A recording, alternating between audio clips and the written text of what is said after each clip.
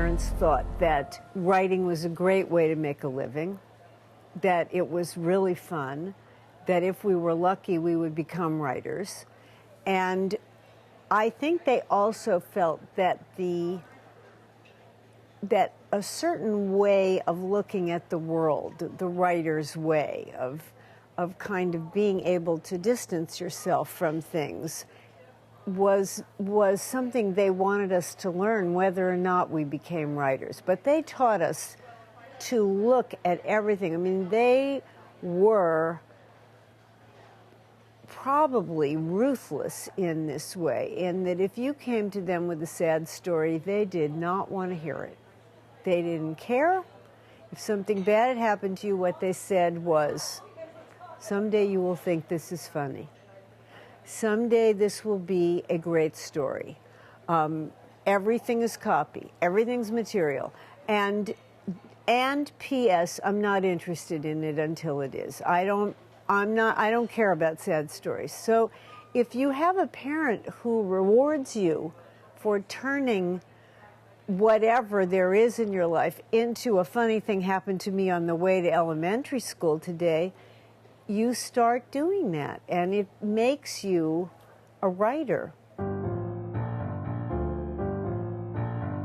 I had started writing scripts because everybody in New York was writing scripts, and then Silkwood was my first movie.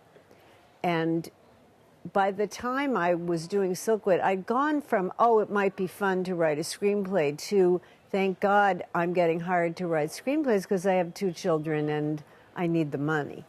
But then Silkwood got made.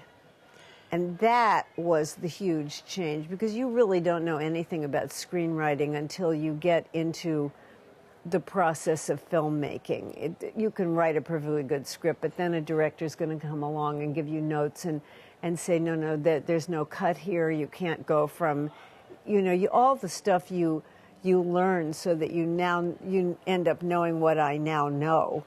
I didn't know that at the beginning. Well, everybody who comes on to the movie writes it. The production designer writes it in the production design, and the composer writes it musically.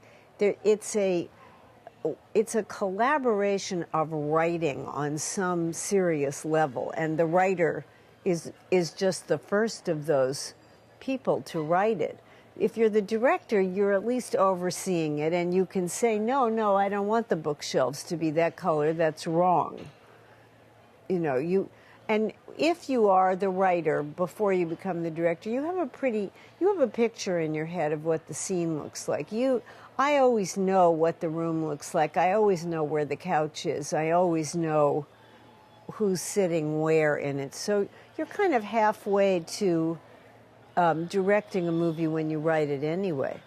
But I was very lucky on some of my early movies that I simply wrote because I had such good directors, and I didn't think, oh, I should have directed this. I could have done a better job than Rob Reiner or Mike Nichols. But then I made a couple of movies that I didn't think were particularly well directed, and I thought, well, I could be as bad as that director and get paid what they got paid. It doesn't matter how good the script is, it's the actors. And if they're not funny, and if they don't know how to make your joke work, you're dead. You're dead. It just has floated away like a little lost hologram or something.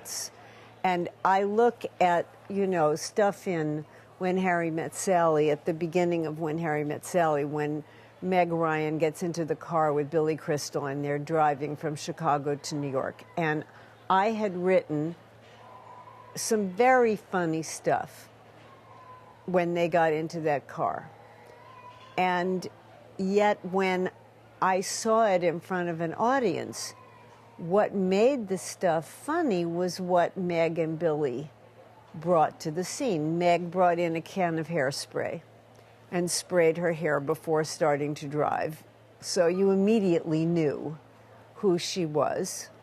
And Billy brought a bunch of grapes and began spitting the pits out, and one of them hits the window, and it's a huge laugh.